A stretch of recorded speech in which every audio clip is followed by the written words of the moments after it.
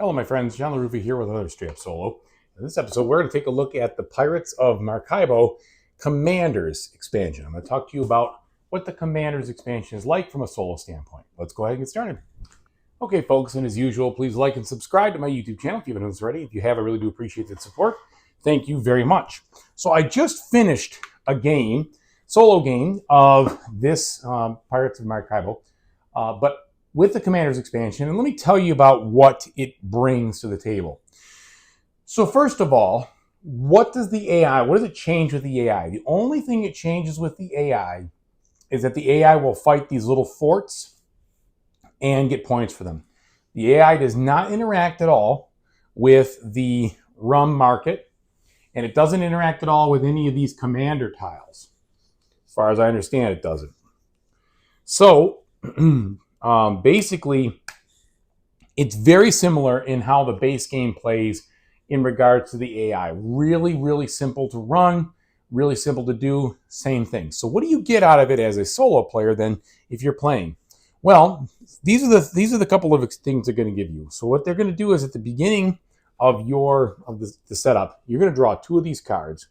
You're going to flip one of them over or the other, and they're going to be part of your hideout to blow situation. Now, what do? Well, they allow you, by placing rum or placing defeated forts, to get more upgrades, endgame bonuses, incomes, etc. And they're all different. So there's a lot of variety here. You've got tons of combinations that you can have in play, just lots of stuff. So this is really the bulk of the Commanders expansion. All these guys. And it adds a lot of variety, but it's all similar sort of things.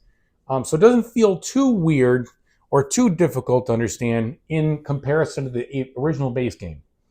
And the other thing it does is it puts out these two rum markets.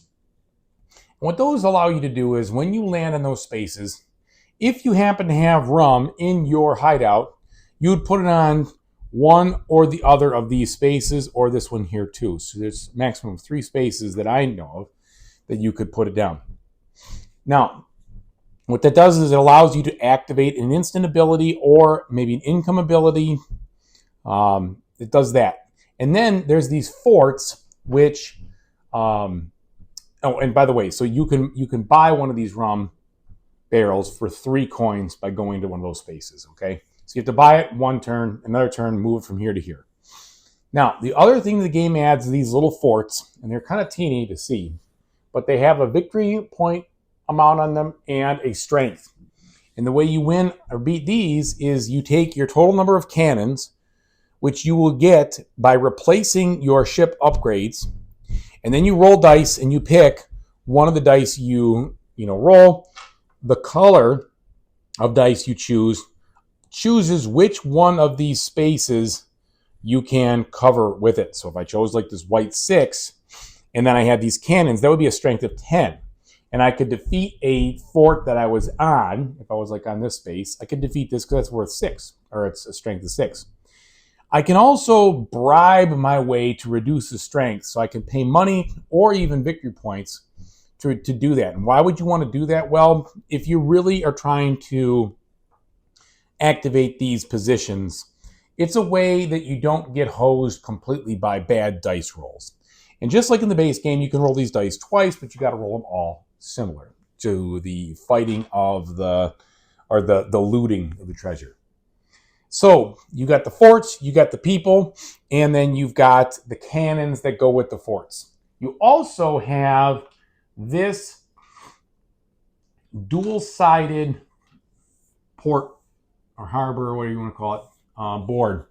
And so what this does is it provides more variety depending on how you put this together to play for the exploration action. And the back of this also will change what these do too, depending on which side you're using. So there's some variety there too, which is interesting. Then, and I'd say this is a big deal too, you basically double the amount of stage 2 cards you get, and you get like 6 or 7 more stage 1s. So you really get a ton more cards. So if you've played this game a lot and you've seen a lot of the cards, this expansion injects a ton of new ones into the mix. All right, that pretty much covers the situation. Let me go ahead and tell you what I think about it. So this expansion substantially increases the content in this game.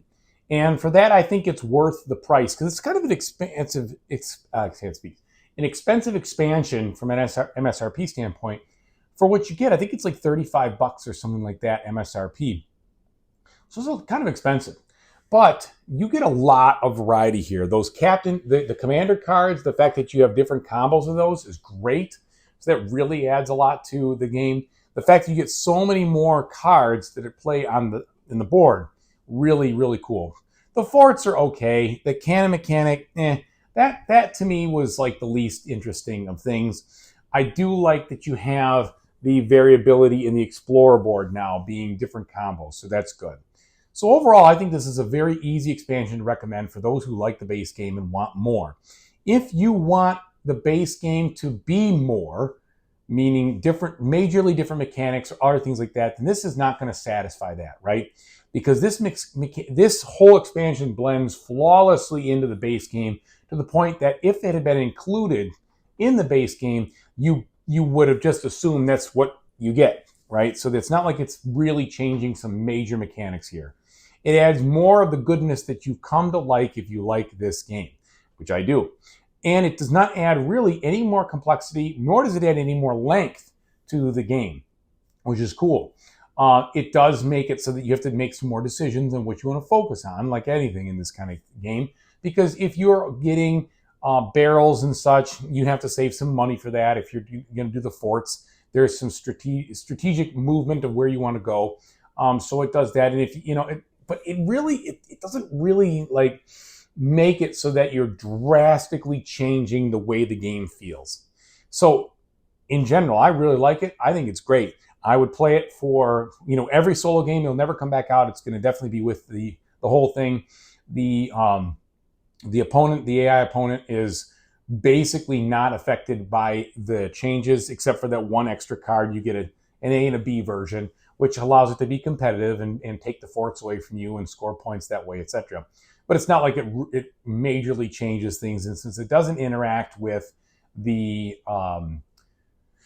cannons or with the rum, there is really not a whole lot extra it does, which is great because it still can be very competitive. You just don't have to deal with a lot more rules or fiddliness.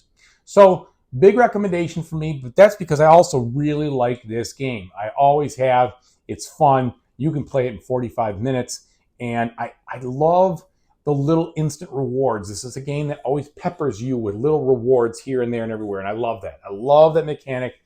It's been a fun thing for me. I've got several other videos on the base game. If you haven't checked those out and you want more information, feel free to watch those. They give you plenty of details on how it feels and how it plays from a solo standpoint. So thanks again for watching. I really appreciate it. Whatever you do in the future, I really hope you have a fantastic time doing it. Take it easy, everybody.